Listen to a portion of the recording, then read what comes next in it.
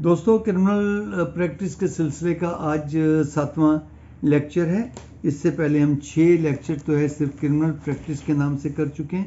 2 lecture ہم نے کیے تھے پوسٹ مارٹم کے سلسلے میں۔ آج پوسٹ مارٹم کے سلسلے کا یہ تیسرا لیکچر ہے جس کو آج ہم ختم کریں گے اور تمام اس کی باتوں کا آپ کو بتائیں گے۔ آپ سے گزارش کہ ہمارے چینل کو سبسکرائب بھی کریں اور دوستوں سے شیئر بھی کریں۔ ان کے ویوز زیادہ آتے ہیں تو پھر زیادہ سے زیادہ دوستوں تک یہ ویڈیوز پہنچتی ہے۔ اس چینل پر لیگل ایڈیشن کے چینل پر ہماری تقریباً 125 ویڈیوز ہیں جو عملی وکالت سے، اگر آپ یہ تمام لیکچرز دیکھ لیں گے تو آپ کو وکالت میں کامیابی میں کافی مدد ملے گی۔ ہم آتے ہیں آج کے لیکچر کی طرف۔ میں نے آپ کو بتایا تھا کہ یہ فارم ہوتا ہے پوسٹ مارٹم کے سلسلے میں، اس کے مختلف کالم ہوتے ہیں۔ آج ہم اس کی انٹریز کے بارے میں پڑھیں گے اور اس میں کن کن باتوں کا خیال رکھنا پڑتا ہے۔ پوسٹ مارٹم کے جو ایک پوسٹ مارٹم ہوتا ہے اس کی 2، 3، 4 اور 5 پرتیں ہوتی ہیں جس میں مختلف کوائف وہ لکھتے ہیں۔ پہلے میں وہ لکھتے ہیں ڈسیزڈ کا نام۔ اب اس میں ڈسیزڈ کا نام اس کالم میں یہاں لکھا ہوا ہے۔ پھر اس کا آ جائے گا کہ وہ مرد ہے، اس کی عمر کتنی ہے، اس کی قومیت کیا ہے، اس کا باپ کا کیا نام ہے اور اس کی رہائش کیا ہے۔ پھر جو دوسرا اس کا ہے خانہ، اس میں ہے کہ ڈیڈ باڈی کون لے کے آیا، باڈی براڈ بائی۔ یہ اس کا اکثر پولیس والے ساتھ آتے ہیں ڈاکٹ بنا کے، تو وہ پولیس والوں کا نام ہوتا ہے۔ پھر پولیس اسٹیشن کا نام ہوتا ہے، پھر ضلع کون سا ہے، ڈسٹرکٹ لاہور۔ اس کے بعد ہوتا ہے کہ باڈی آئیڈینٹیفائڈ بائی، کہ باڈی کی کس نے شناخت کی ہے۔ اگر تو اس کے کوئی ریلیٹیو ہونے چاہیے، قریبی ریلیٹیو ہونے چاہیے جو اس کو شناخت کریں، اور ان کا پھر شناختی کارڈ نمبر ہوتا ہے اور ان کی یہ نام ہوتا ہے، کیونکہ پتہ چلے کہ یہ فلاں ہے، اس کی شناخت مرنے والا فلاں ہے۔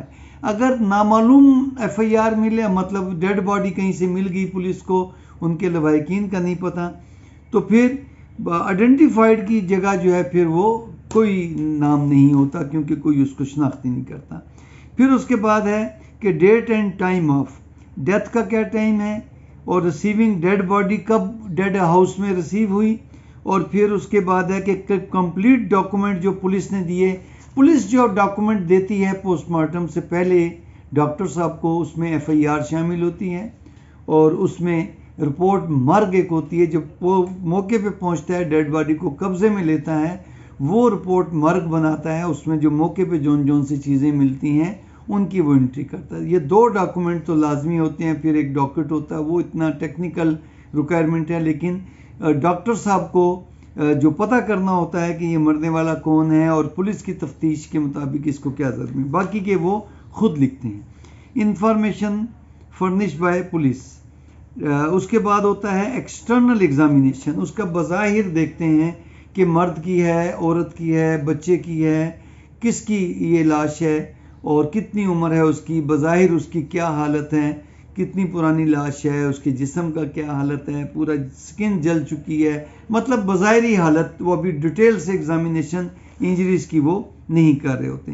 General physical appearance examination of clothes, کہ کپڑوں کی کیا حالت ہے، مٹی لگی ہوئی ہے، خون آلود ہے، پھٹے ہوئے ہیں، پرانے ہیں، ننگی حالت میں ہے، کس حالت میں ہے۔ ایگزامینیشن آف نیک، پھر وہ گردن کو دیکھتا ہے بظاہر کہ گردن پہ تو کوئی نشان نہیں ہے۔ ڈسکرپشن آف انجریز، اب وہ ڈیٹیل سے انجریز لکھے گا، سٹیب وونڈ، لیسریشن ہے اور یا کنٹیوژن ہے یا نیلگو نشان ہے یا فائر آرم انجریز ہے۔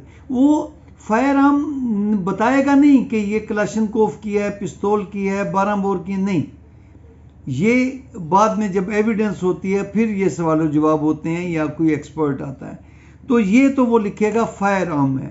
پھر اس کی ڈائمینشن لکھے گا، ڈائمینشن سے پتہ چلتا ہے کہ یہ کلاشنکوف کی ہے، چھرے ہیں، 9 mm کی بلٹ ہے، 30 بور کی بلٹ ہے، تو کون سی بلٹ ہے۔ وہ جب ڈائمینشن لکھتا ہے تو پھر وہ بتاتا ہے کہ یہ سوراخ جو ہوا، گولی جب اندر جاتی ہے تو اس کا سوراخ چھوٹا ہوتا ہے، کیونکہ الاسٹیسٹی ہوتی ہے نا سکن میں، لیکن گولی گھومتی ہوئی جب اسلحے سے نکلتی ہے تو گولی گھومتی ہوئی نکلتی ہے، تو جب وہ انٹر ہوتی ہے تو اس کے جو مارجنز ہوتے ہیں سکن کے وہ انورٹیڈ ہوتے ہیں، اندر کی طرف کو ہوتے ہیں، اور اگر بہت قریب سے یہ ہم کبھی کریں گے کہ انجریز کی نوعیت جو ہے جب فاصلے سے لگتی ہے تو اس انجریز کی نوعیت کیا ہوتی ہے، تو جب یہ بہت قریب سے گولی لگے تو وہ برننگ آ جاتی ہے، اور اس کے بعد پھر اگر بہت قریب سے لگے تو جو گن پاؤڈر ہوتا ہے جو پیچھے سے بلٹ کو آگے بھیجتا ہے، تو وہ جب سکن کے ساتھ لگتا ہے تو وہاں پر نشان اور قسم کا ہوتا ہے۔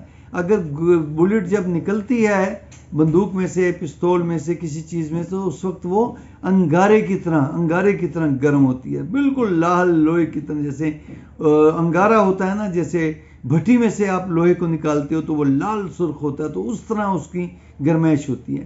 تو وہ جو گرم قریب سے جب وہ بلٹ لگتی ہے گوشت کے اندر تو گوشت سکن جل جاتی ہے، بلیکننگ ہوتی ہے وہاں پر، تو اس کو پھر وہ اس کی نوعیت لکھتا ہے، یا وہ لکھے گا 0.1 cm into 0.1، اس کا مطلب یہ چھرے ہیں۔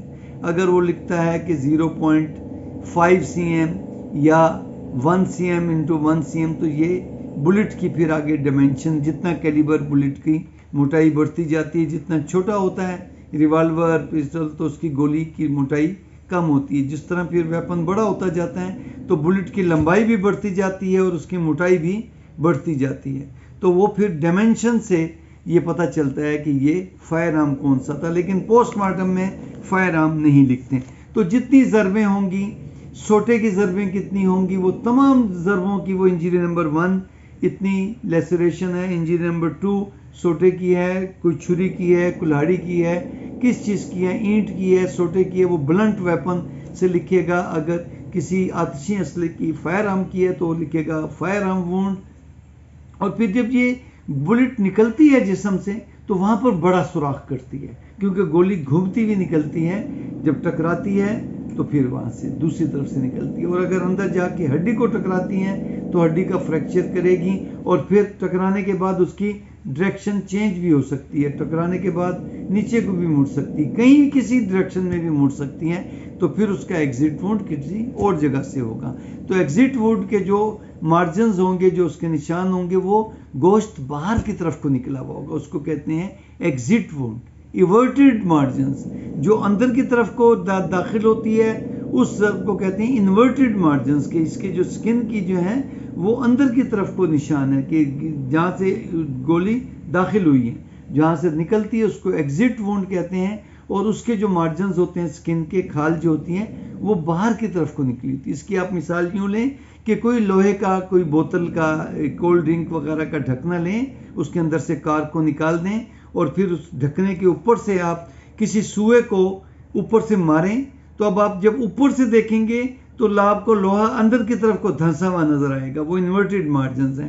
اس ڈھکنے کو جب پلٹ کے دیکھیں گے دوسری طرف سے تو وہاں سے باہر کو لوہا نکلا ہوا ہوگا، وہ ایورٹڈ مارجنز ہیں، باہر کی طرف کو نکلے ہوئے۔ تو اسی طرح سکن کی بھی یہی صورت ہوتی ہے، قریب سے لگے تو بلیکننگ اینڈ برننگ ہوتی ہے۔ بلیکننگ ہوتی ہے جو گن پاؤڈر نکلتا ہے، اور جو برننگ ہوتی ہے وہ جب انگارے کی طرح سرخ ہوتا ہے۔ یہ نشان بالکل آپ اگر جسم کے اوپر رکھ کے ماریں گے تو زخم کا نشان اور ہوگا۔ 1 فٹ 6 انچ جتنا دور ہوتا جائے گا اتنا جو ہے برننگ اور بلیکننگ کم ہوتی چلی جائے گی، اور ایک فاصلے کے بعد پھر برننگ اور بلیکننگ نہیں ہوگی، پھر ضرب ہوگی۔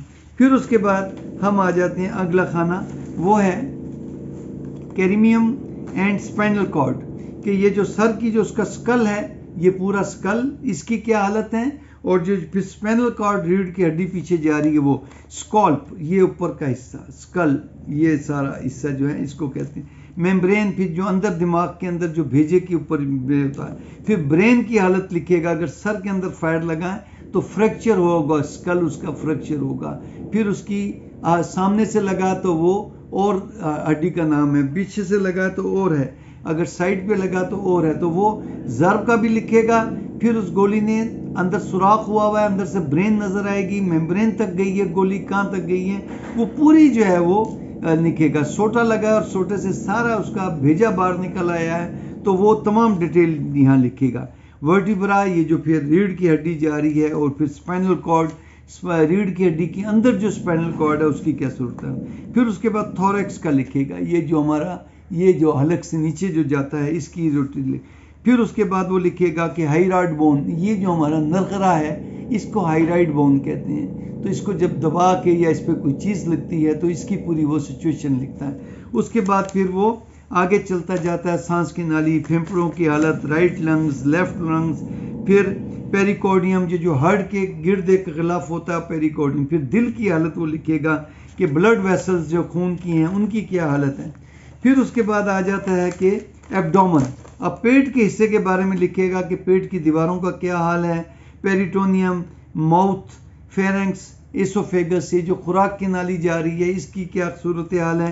پھر اس کے بعد معدے کی کیا حالت ہے. پینکریاز، لیور، گردے اور چھوٹی آنت، بڑی آنت، یہ تمام کی وہ پوری کی پوری تمام کی وہ لکھے گا. اگر تو وہ صحیح ہے تو لکھے گا نارمل ہیلدی یا نارمل لکھے گا. اگر وہاں پر کوئی صورتحال الگ ہے، انجریز لگی ہے، تو لکھے گا کہ وہاں سوراخ ہے یا کوئی. پھر اس کے بعد لمب. اپر لمب کہتے ہیں بازوؤں کو اور لوور لمب کہتے ہیں ٹانگوں کو. پھر وہ لمبس پہ اگر کوئی نشان ہے، ہڈی ٹوٹی ہوئی ہے تو وہ ان کی ٹانگوں کی ہڈی ٹوٹی ہوئی ہے، ٹانگوں پہ اگر کوئی نشان ہے تو پھر ان کی وہ لکھے گا. اس کے بعد پھر آ جاتا ہے کہ اوپینین. یہاں پر ڈاکٹر اپنی اوپینین دے گا کہ یہ ان ضربوں کی وجہ سے اس کی موت ہو سکتی ہے. اگر پوائزن ہے، کوئی اور وجہ ہے کہ جو لیبارٹری سے رپورٹ آئے گی زہر دیا گیا ہے، تو پھر وہ کہے گا کہ کیپٹ انڈر آبزرویشن.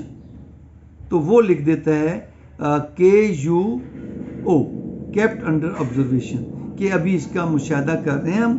جب رپورٹ آئے گی تو اس میں پھر وہ دیکھے گا کہ اگر اس کی موت زہر کی وجہ سے ہوئی ہے تو پھر زہر کا لکھے گا. تو فائنل اوپینین، اگر تو لیبارٹری رپورٹ کی ضرورت نہیں تو اپنی فائنل اوپینین دے دے گا کہ اس کی موت فلاں فلاں جو سیریس ہے انجریز اس کی وجہ سے اس کی ڈیتھ ہوئی ہے. اس کے بعد پھر reports of labs and experts, final opinion پھر وہ بعد میں دے گا. پھر وہ اطلاع دینے والوں کے نام لے گا جن کے اس نے پولیس والوں کو پوسٹ مارٹم کی کاپیز دی ہیں. ان کو پرائیویٹ بندوں کو پوسٹ مارٹم کی کاپی نہیں دے گا، پولیس والوں کو دے گا اور ان سے ریسیو کروائے گا. پھر اس کا آخری صفحہ ہوتا ہے، یہ دیکھیں یہ ڈائیگرام ہے. یہ آدمی کا فرنٹ سے اگر میل ہے اور یہ اس کی بیک سائڈ. اگر وہ فیمیل ہے تو اس کا پھر الگ ڈائیگرام ہوتی ہے. تو پھر جہاں جہاں زخم ہوتے ہیں وہاں پر وہ یہ ڈاٹ بنا کے لائن لگا کے وہ لکھ دیتا ہے کہ انجری نمبر 1 یہاں ہے. اگر یہاں بازو پہ ہوگا، اطلاعات پہ جہاں بھی ضرب ہوگی وہاں پر وہ تھوڑا سا ڈاٹ بنائے گا. اگر لمبا زخم کا نشان ہے تو وہ پھر یہ لمبا نشان بنا دے گا اس طرح. اگر یہاں پر کٹ کا نشان کلاڑی کا ہے تو یوں، اور پھر یہاں پر یہاں کر دے گا کہ یہاں لکھے گا انجری نمبر فلاں. اگر یہاں سے فائر لگا ہے تو یہاں پر پھر چھوٹا سا ڈاٹ بنائے گا اور پھر اس کو یہاں سائڈ پہ لکھ دے گا کہ یہ انجری نمبر فلاں. اور یہ فائر لگ کے دوسری طرف سے نکلا ہے تو پھر وہ یہاں پر نشان بنائے گا اور یہاں پر لکھے گا یہ ایگزٹ وونڈ ہے اور انجری نمبر فلاں. آپ کو ہمارا لیکچر کیسا لگا ضرور بتائیے. ختم ہو گیا.